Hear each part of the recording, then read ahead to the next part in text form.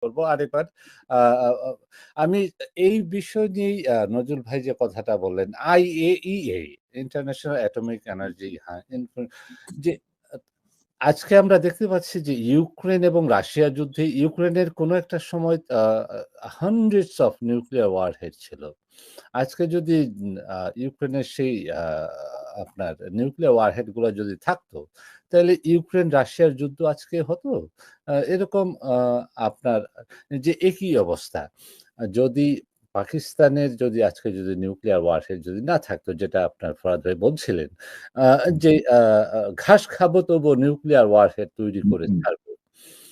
আজকে এই প্রেক্ষাপটে যদি পাকিস্তানের নিউক্লিয়ার ওয়ারহেড যদি শক্তিধর যদি না হতো, তাহলে আজকে এই ভারতের পার্শ্ববর্তী দেশ হিসাবে পাকিস্তানের অবস্থানটা কোথায় থাকতো, এবং আমরা বাংলাদেশ যে without any, because we sign IAEA, যে সেই নিউক্লিয়ার ওয়ারহেডের দিকে আমরা যাব না। তো অনেকে বলছেন যে আমরাও নিউক্লিয়ার ওয়ারহেড তৈরি করব। তো এটা তো অলরেডি উই সাইন্ড ইট।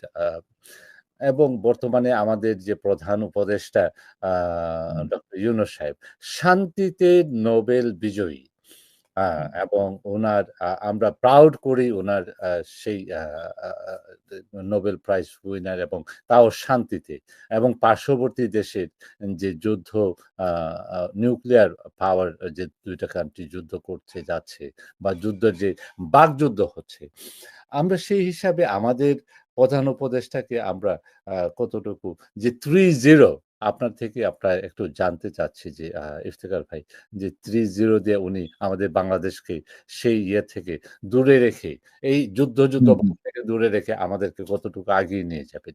হ্যাঁ, ইনশাআল্লাহ উনি আমাদেরকে বেশ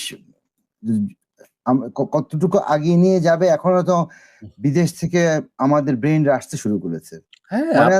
বলেছিলাম এই যে নাম বলতে তো অসুবিধা নেই, আশিক চৌধুরী সাহেব, উনি এসছেন এবং অনেকেই আসছেন, এবং আপনারা সময় মতোই দেখতে পাবেন এটার উন্নতিটা। আসলে যে উন্নতিটা হচ্ছে মানুষ কিন্তু বুঝতে পারছে না, হঠাৎ একদিন দেখবেন যে ওয়ান ফাইন মর্নিং যে অনেক কিছু হয়ে গেছে। আমি কয়েকদিন আগে একটু বের হলাম, গত পরশু দিনই তো একটু বের হয়ে গেছিলাম পদ্মার পাড়ের দিকে। তখন আমার কাছে মনে হলো যে অনেক চেঞ্জ হয়ে গেছে, অনেক কিছু। হ্যাঁ, বাংলাদেশ কিন্তু আস্তে আস্তে বদলাচ্ছে। আপনার ওই তখন আমি আঙ্গুল উঠিয়েছিলাম একটা কারণে, এই যে আপনি প্রশ্নটা করছিলেন যে সংখ্যা, তো সব সংখ্যার প্রাধান্য দিয়ে কিন্তু একটা জাতের শক্তির মানে সামরিক বাহিনী সবকিছু বিচার করা যায় না। পাকিস্তান কিন্তু 2005-এ বাবার মিসাইল বানিয়েছিল। এই যে ছোট মিসাইলের কথা বলেছিলেন ইউক্রেন ধ্বংস করেছে, বাবার কিন্তু ওদের ক্রুজ মিসাইল নিজস্ব প্রযুক্তিতে বানানো, guided cruise missile, range of 400 kilometre. এখানে আমাদের ইমরান ভাই আছেন, উনি ভালো মতো বুঝবেন। এই মিসাইল কিন্তু জাস্ট লাইক পোলারিস মিসাইল, এটা কিন্তু সাবমেরিন থেকে লঞ্চ করা যায়, সাবমার্জ থেকে, আন্ডার ওয়াটার থেকে, এবং অলসো আপনার এয়ারক্রাফট থেকে লঞ্চ করা যায়। সুতরাং পাকিস্তান তো সব দিক দিয়ে ইন্ডিয়াকে কভার করে যে কোনো সময় লঞ্চ করে দিতে পারে এটা, and it can carry nuclear warhead. সুতরাং এত বড় বড় করা কথা কেন ইন্ডিয়ার মুখে বুঝে উঠে আমি বুঝি না। আরেকটা কথা বলি, এটা আমি 1 মিনিটে শেষ করব। কথায় কথায় মানুষ বলে বাংলাদেশ দখল করে ফেলবে, এই হবে সেই হবে। পাকিস্তানের কথা বাদ দেন, বাংলাদেশের কথায় আসি তাহলে। এখন আমি নাম বলবো না, যে কোনো একজন নাম করা, উনি বুঝতে পারছেন কার কথা বলছি আমি, ইমরান ভাই। ওনার সাথে ওনাদের সাথে একদিন বসছিলাম আমি কুমিল্লা গলফ ক্লাবে, বলছিলাম যে আচ্ছা বাংলাদেশ কি দখল করা সম্ভব, হাউ ইট বি পসিবল। তখন ওনারা বলছিল যে যদি বাংলাদেশের দিকে দখল করতে হয় তাহলে আপনার 10টা ডিভিশন মুভ করাতে হবে আর্মির। 10 ডিভিশন মানে কত ইমরান ভাই বলেন? 18,000 থেকে 25,000 ট্রুপস, পারহ্যাপস। কত হাজার ট্রুপস? হ্যাঁ, আপনি একটা ব্যাটালিয়নে আপনি ধরেন 800 থেকে 1000, কোন কোন করে হলো 800, কোন কোন করে 1000, ঠিক আছে? তাহলে আপনি হিসাব করেন, একটা 3টা ব্রিগেড মিনিমাম একটা ডিভিশনে থাকে, তাহলে 3টা ব্রিগেডের সাথে আপনি আরো মানে কিছু ইন্ডিপেন্ডেন্ট ব্রিগেড আছে, ওগুলি আবার ওই ডিভিশনের বাহিরে, ঠিক আছে? যেমন 46 ব্রিগেড, এটা কিন্তু 9 ডিভির আন্ডারে না, এরকম কিছু ব্রিগেড আছে। সুতরাং এটা হিসাব করলে অনেক অনেক অনেক বিশাল একটা স্টেট।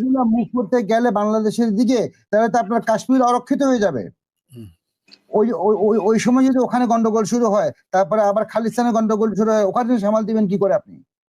মানে পুরো একটা প্যান্ডামানিয়াম সৃষ্টি হবে, একটা অরাজকতা সৃষ্টি হবে। সুতরাং এটা কখনোই সম্ভব না। চিকেন নেকো প্রবলেম হবে, চিকেন নেকো প্রবলেম হবে সেভেন সিস্টার্স এর এখানে। হ্যাঁ, তখন তারা ইন্ডিপেন্ডেন্ট ডিক্লেয়ার করলে তখন কিন্তু আপনি এটাই কিন্তু থামাতে পারবেন না, এটা কিন্তু গ্যারান্টেড। যদি তখন তারা ডিক্লেয়ার করে যে মণিপুর যদি বলে আমরা স্বাধীনতা ডিক্লেয়ার করলাম, কারো বাবার শব্দ নাই তাদেরকে থামানো, তখন it will be too late for India to do anything. সুতরাং আমাদের মনে হয় আমাদের কিছুটা সংযম পালন করা উচিত ওদের কথাবার্তায়। সবসময় আগ্রাসন নিয়ে তো চলা যায় না। আগ্রাসী কথাবার্তা এক জিনিস, আগ্রাসী কর্মকাণ্ড আরেক জিনিস। ইন্ডিয়ানরা আজকাল বলতে কর্মকাণ্ডটা একটু বেশি করে ফেলছে ওয়াকফ জমিগুলো তাড়াতাড়ি দখল করার জন্য। এইটুকুই বলে